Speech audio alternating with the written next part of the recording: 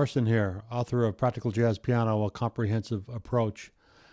This video is a continuation of the voicings we started to look into on the last video, where we used just two-note chords, where we would add the third and seventh to a melody note using guide tone voicings. And now we're going to expand that into the really the chord voicings everybody uses, four-note chords. And we'll go a little bit beyond that with some clusters, but we'll start with a concept called chord tone substitution. The idea is we're going to hopefully sound something like this moving forward.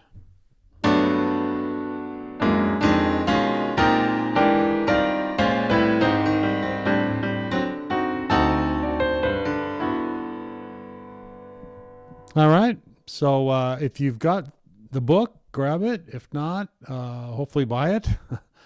But we'll see you on the other side once I get everything up on the screen. So we're back, and I've got the chapter 3 here on the screen, and I'll be demonstrating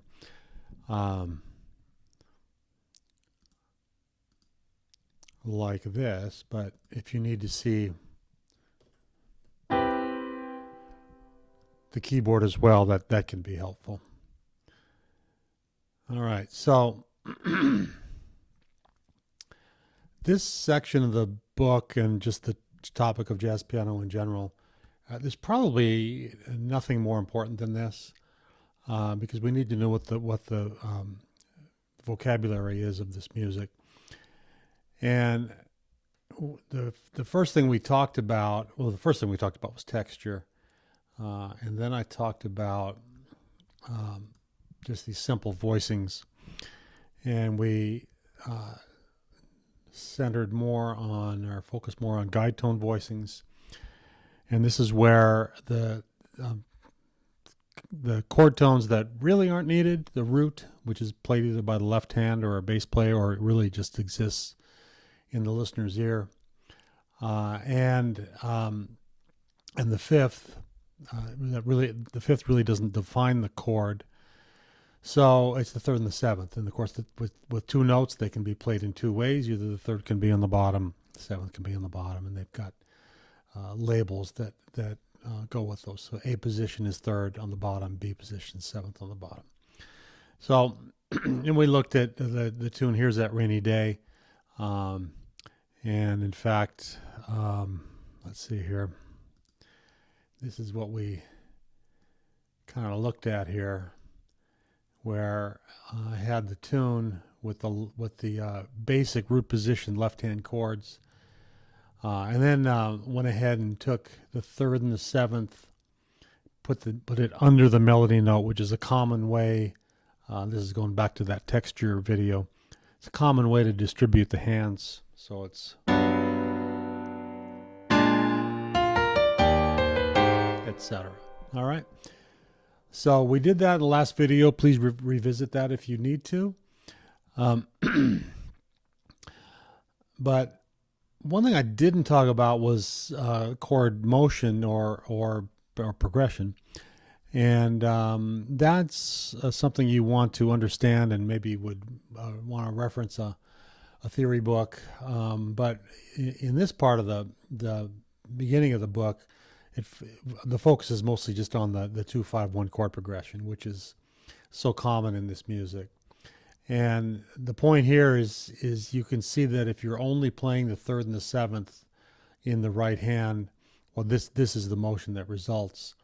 That the third will be on the bottom of the 2, that will become the seventh of the 5, and then we'll move to the third of the 1, and then of course that's reversed or flipped over if you start with the B position, you start on the seventh on the bottom with the 2 chord. All right, so you're going to want to understand that, and here they're all notated. But this is the focus of this video, and the point of this is that we took the stuff out we really didn't need, the root and the fifth. Well, now we're going to put things back that will make the chord sound better. We're going to replace those. All right, so we certainly do play those notes, and there's nothing wrong with them, but they can be substituted with more tones that give more color and more tension. All right, so it's important to realize that when you're looking at, let me go ahead and pull up, this is the tune we were looking at, Here's That Rainy Day. And notice that it says G major 7th, B flat 7, E flat major 7th, A flat major 7th. It almost says 7, and it doesn't say 9 or 13, and I'm maybe getting ahead of myself. And again, this is sort of a theory topic. You'd look online or elsewhere, and that is simply the chords are built in thirds, and that the highest we can go is the 13th. So 1, 3, 5, 7, 9, 11, 13. If you go one more third up, you'd start repeating yourself. Okay, so that's a little bit of background that you'd need to understand this. But notice that it says G major 7th. Well, that is just a suggestion. Okay. I'm going to look at that, and I'm going to say, oh, maybe I want to put a 9th in it. Maybe I want to put a 13th in it. Maybe I want to put a sharp 11 in it, which is common. It really wouldn't work here. But in the next chord, the B flat 7, well, I want to put a 9. Maybe I want to put a flat 9, etc. So the symbols you see are just a basic indication of what the chord is. I almost would prefer to just see honestly just the roots of the chords, because I don't want to see a D13 flat 9. Well, I might want to play that, or I might not want to play that, and I would rather a lead sheet not give me that suggestion. I'd rather have that up to me. All right, so this is what is discussed here, is that these are 9, 11, 13 are the upper extensions. And just real quickly here, the identity of these is that if you see, for example, if you saw notated a 13th, well, that means that every note underneath that 13th, 11, 9, 7, 5, 3, are assumed to be options for you to use. Here they are written all the way up to the 13th, and then here we have some different chord qualities going up to the 13th. Okay, so you'll want to review that, and that basically is just describing lead sheet notation, the lead sheet notation system. All right, so I like this title. When we think of substitution in jazz, often we think of chordal substitutions. This is chord tone substitutions. This is where we're taking we're putting in, for lack of a better term, a better note than the note that would be assumed to be there, like the root, for example. All right, so it says here the richness of jazz harmony involves a hierarchy of substitution possibilities for the four tones of root 3, 5, 7. And these are the common substitutions. The root can be replaced by the 9th. So I'm going to be jumping back and forth here. I actually sometimes will have a student do this. I'll ask them to play a C major 7th. And then I'll say, well, can you make it sound better? And if they know a little bit of jazz theory, well, they might do this, or I'll show them that. Now, it's important to note that sometimes, so what I did is I took the root out and I put the second in there. Okay, well, the second is actually the 9th, because of course we go up in, when we build a chord, we go up in thirds. So they're all odd numbers, with some exceptions, the 4th, for example, or the 6th. But the basic chord structure is a series of odd numbers, 1, 3, 5, 7, 9, 11, 13. So this D is this, yes, the second, but it's the 9th. It just happens to be on the bottom of the chord. That's what it would presumably still be called. Now, what it really is, if you want to be exactly accurate, I'll just type it in. But it may not say that. In fact, it probably won't say that. Okay, and that's where you have to to know what basically what you're doing, what you're choosing to do. All right, so let me go back into the text here. The root can be replaced by the ninth. We just saw that. The third can be replaced by the fourth. Okay, and that is a very large topic because that forms a a suspended chord. Excuse me. And a suspension is comes from classical theory, non-harmonic tone kind of stuff. But anyway, that's maybe for another day. The fifth can be replaced by the 13th or the 11th. The seventh can be replaced by the 6th. Okay, so this is a nice, concise way to look at it. And what I have here is an illustration of what the possibilities are. And so check this out. I've got major 7th, dominant 7th, minor 7 flat 5, and diminished 7th. And here are all the root position chords. So now I have, I did it this way on purpose. I have 9 or 2, and I called it a type. So here you can see the 9th is a possibility in a major 7th, the 9th in a dominant 7th, the 9th in a minor 7th. Now typically an altered 9, a flatted 9 or a sharp 9, can be used only on the dominants. So they're not options up here. Okay. Now there's going to be, I'm going to come back to this, but there's a real important topic here that's important consideration. What key are you in? And that's how you determine, a lot of the ways you determine which ones to choose. Okay. 13 or 6, now, so what I'm saying there, I haven't explained this yet. 13 and 6 are the same note. Okay. In above a C, it's an A.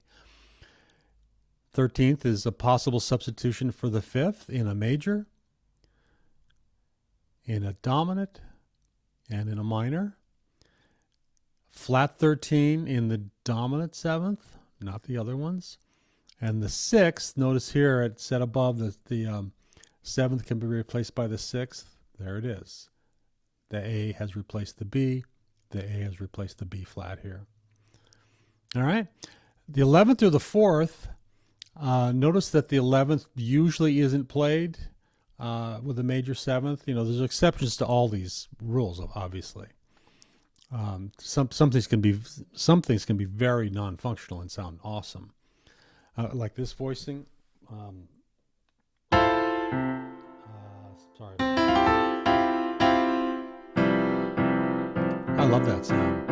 I'm not showing it to you. I guess I should. I've got an E and an F right next to each other, or like this. It's a cool sound. But here it says that typically it'd be the raised 11th for the major 7th and the dominant 7th. And the 11th, however, was a possibility in the minor 7th. Notice that the 5th is gone here. All right, and so here, notice that the 3rd has been replaced by the 4th, which was illustrated up here. Okay, so this is a real important chart. Here it's explained each line, just like I just did quickly. Now, important consideration: what key are you in, and where's the melody? First of all, with the melody, usually we don't put a chord tone or any note a half step underneath the melody. Doesn't mean we can never do it, but that's a common thing that we do avoid. Just in a general sense. But as far as what key you're in, that is really critical, especially you're playing standards that have a lot of function to them. So for example, if I have a C dominant 7th right here, and I'm in the key of F major, this is the substitution, excuse me, here with the D and here with the A, and I could put them actually together. Because the D and the A are in the key of F major, and a C7 functions as the 5 of that key. If I'm in F minor, this isn't going to work too well. This is going to work better, the D flat and the A flat. the flat 9 and the flat 13. Why? Because those chord tone, those notes, the D flat and A flat, are in the key of F minor. Okay, so that really helps us and really simplifies the process of doing this. Doesn't mean that we can't break these rules, because we do all the time. All right, well, here's some exercises that they go around the circle of fifths. And one thing I also need to point out is that normally we especially when we want an exercise, we play these like we did with the guide tone voicings, with either the third on the bottom or the seventh on the bottom, and we keep those labels. A position means third on the bottom, B position means seventh on the bottom. All right, so that's often the way these chords are played, especially when they're not harmonizing a melody, like if it was all in my right hand, for example, or if it was in like a saxophone section. These would be you might want to think about these voicings as like what a trombone section would play. All right. So here's a little bit of information about dominant seventh. Here, actually, I might do a video just on this. This is a good way to practice, getting away from just playing chords around the circle of fifths, doing something that ingrains things in the fingers a little bit more. And then here is one of the guided learning tunes harmonized with four-way close voicings. And then this important topic will again be for another day. Often we want to have more than 4 notes because it sounds awesome, and that will be another video. Here we have progressions. So again, it's mostly the 2-5-1, but I add a couple of wrinkles in this chapter. All right, so I thought we'd go ahead and look at the same tune and figure out how we want to play this G major seventh in our left hand. This is right hand melody, left hand chords, and not do just this. Oops, sorry.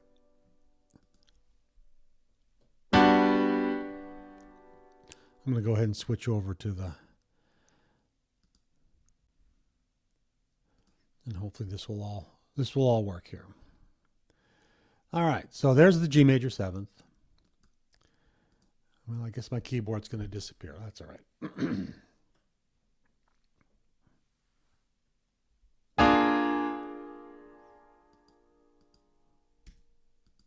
I'll put it down here. All right, let's just do the first 3. All right, so here we have our root, 3rd, 5th, and 7th of the G major 7th. Well, using my knowledge of chord tone substitution, I would like to take the root out and move it up to the 9th, up 1 step. So I'm going to play this. And now I'd like to play this in either a B voicing or an A voicing. And a lot of this is determined by what the range of the chord is, and that's just going to sound better. A lot of times we just think, what would a trombone section sound like? So now we have this, and our listener's ear, or the bass player is going to play that root. So we don't have a root anymore. All right, so now we've got our B flat 7. I'm going to go ahead and do the same thing. In fact, let me go ahead and move. It's just easier just to play the chord in again. I'm going to move the B flat up to C rather than moving notes around. I guess I could do that.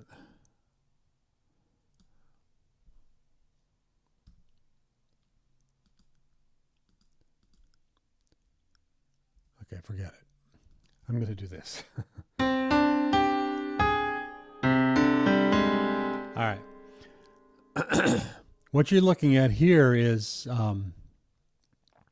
The C has replaced the B flat, and the G has replaced the F. The G is the 13th, the C is the 9th, and I'm not thrilled with this voicing. Okay, so I'm going to play it in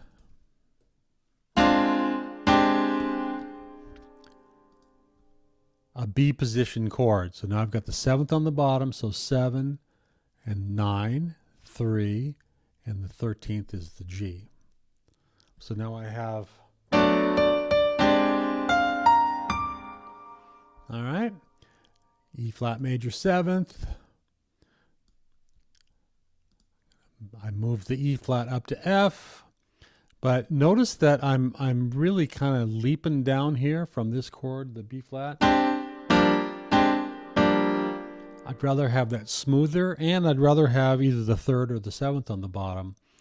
Well, what you're going to do here is your A flat. This is where we're going to think about the music horizontally. Each line, these are people singing. These are single line instruments playing, rather than just the left hand playing a block chord. It's really good to think about it that way. So this A flat is resolving to the G. Well, I want that G on the bottom. So I'm going to put the F on top. And so now I have this. All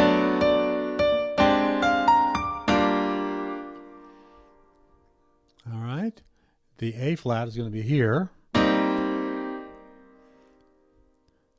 The A.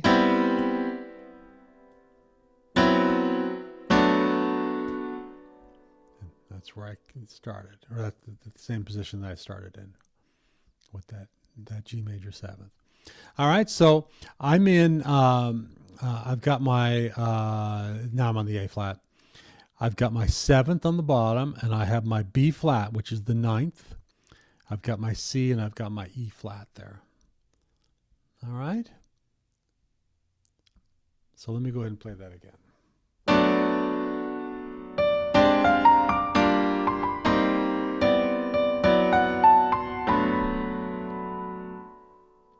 Okay. All right. So just like what we did with the guide tone voicings, let's go ahead and put this structure underneath this melody note. So there's the D is there already, so it actually ends up being in the same position. So if I do this correctly, come on, finale.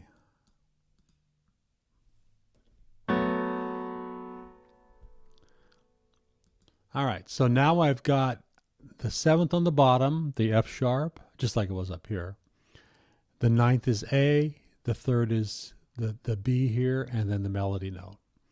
Okay? Now, the next chord, a little trickier. I've got the D on top. Okay, so I'm just going to take these notes, and the next note down is C, and the next note down is A flat, and the next note down is G. And I end up with this sound. So it's like this. Sorry.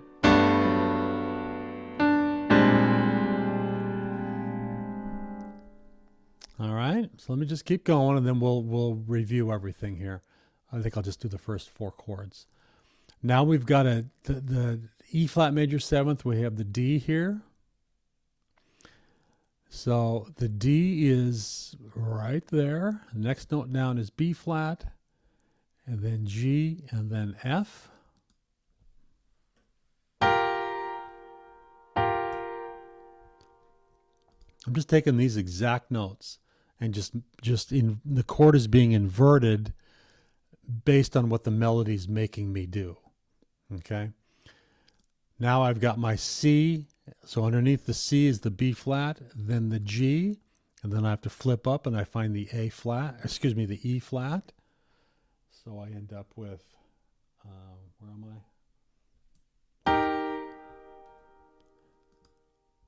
All right, so this sounds like, all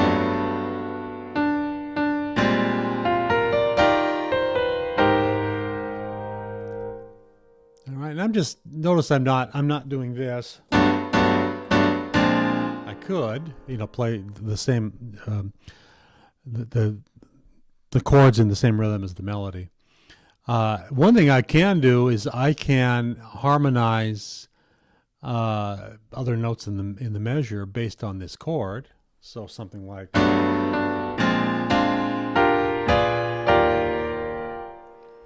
and then what I played at the beginning of the video, I can do stuff like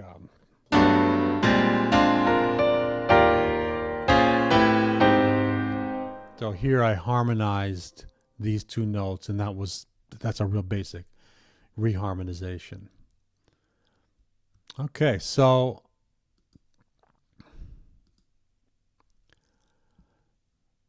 this is a really, really important topic, and you're going to want to read this chapter very, very carefully and look at this example, and then take a tune, you know, like Here's That Rainy Day, or a simple one would be like Satin Doll, and do it in these two ways, where you're playing a rootless chord in your left hand. The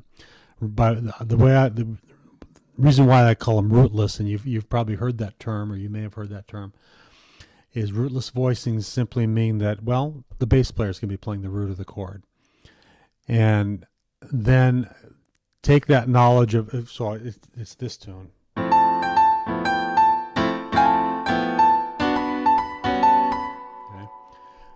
Then I'm going to take what I learned from doing that, which is a little simpler than doing this.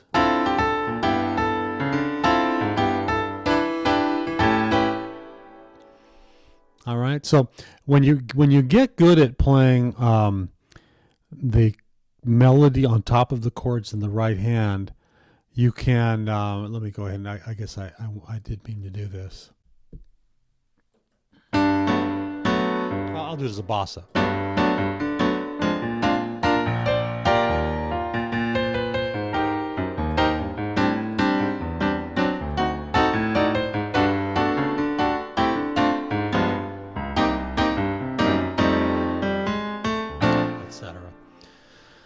All right, so I'm being kind of a one-man band when I do that. All right, well, I hope this was helpful. I'll have more videos coming. There's a lot of content to go through in this topic, of course. And thanks for checking out the book, and thanks for checking out the video.